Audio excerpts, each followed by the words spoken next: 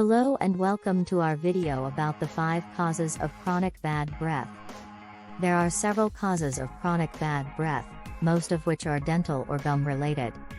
Some medical conditions, such as diabetes and lactose intolerance, may require the assistance of other medical specialists. If these conditions aren't present, simple home remedies may be all that's needed to improve your breath. A fluoridated toothpaste, an avoidance of tobacco products, and alcohol-free mouthwash before bed can all help you breathe easier and freshen up your breath.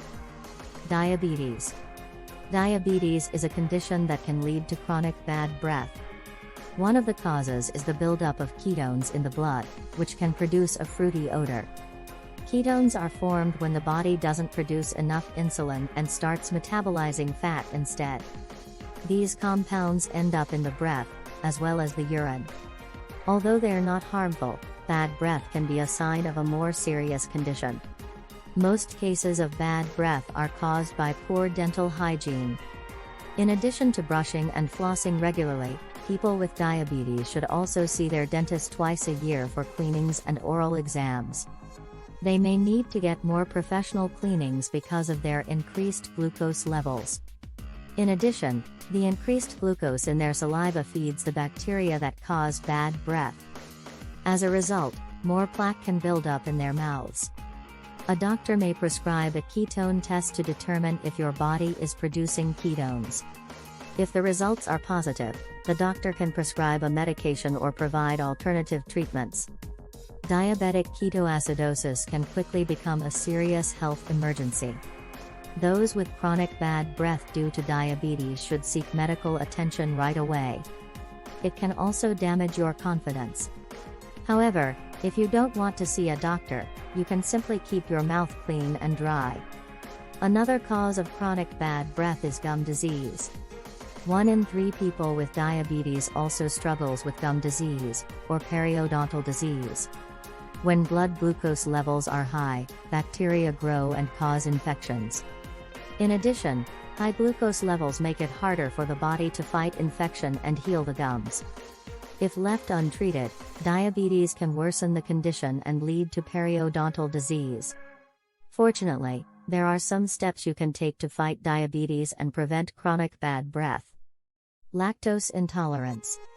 Inflammation and infection in the small intestine are the most common causes of lactose intolerance. Other causes of lactose intolerance include surgery, infection, and gastrointestinal diseases. While the exact causes of lactose intolerance are not known, the common symptoms include chronic bad breath and gas. Here are 5 of the most common symptoms. If you experience any of these conditions, it may be time to see your doctor. To diagnose lactose intolerance, your doctor may perform a hydrogen breath test. This test measures the hydrogen present in your breath after you consume a lactose-loaded beverage. If your breath contains high hydrogen levels, you likely have lactose intolerance. After consuming a lactose-loaded beverage, your doctor will perform a hydrogen breath test to determine if you're lactose intolerant. Dietary changes may help prevent or alleviate symptoms. To begin, try cutting back on dairy products and introducing small amounts of them slowly. This can help you determine what foods trigger your symptoms and how much you can tolerate. You can also experiment with different foods that contain lactose until you find a combination that works well for you.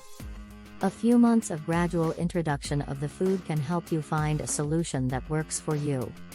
Although bad breath is the least common symptom of lactose intolerance, you can notice it when you have it for an extended period of time.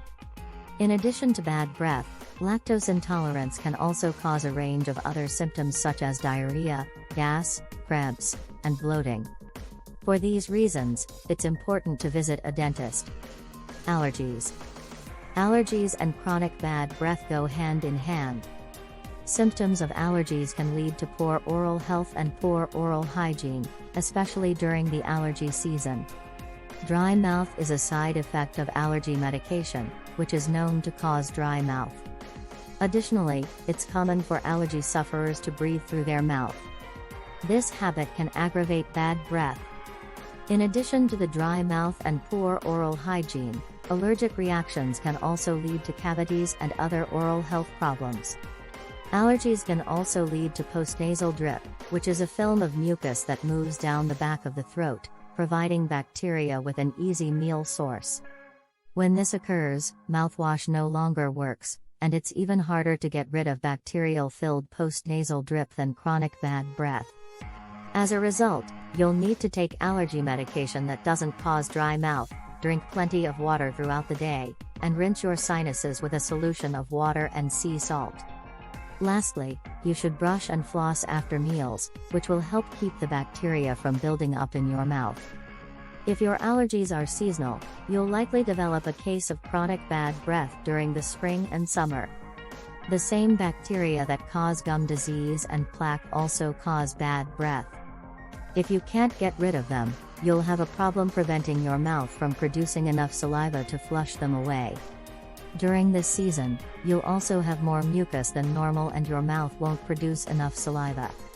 Thankfully, warm salt water will reduce these bacteria and relieve your sore throat. Dry mouth. Halitosis and dry mouth are two common conditions that share similar symptoms. Chronic dry mouth is characterized by an absence of saliva. This can be a result of certain medications, a disorder of the salivary glands, or the fact that people habitually breathe through the mouth instead of their nose. People suffering from chronic bad breath are likely to notice their breath odor worse in the morning and after eating certain foods. Fortunately, there are several treatments available. First, dry mouth can be a side effect of medication. Some medications may lead to dry mouth, and some treatments for dry mouth can include nasal decongestants and insulin. Another option is an artificial saliva substitute. These can be in the form of a spray, gel, or lozenge. Depending on the medication, these can be used anytime, especially after eating and drinking. Fortunately, the majority of dry mouth treatments are simple and cost-effective.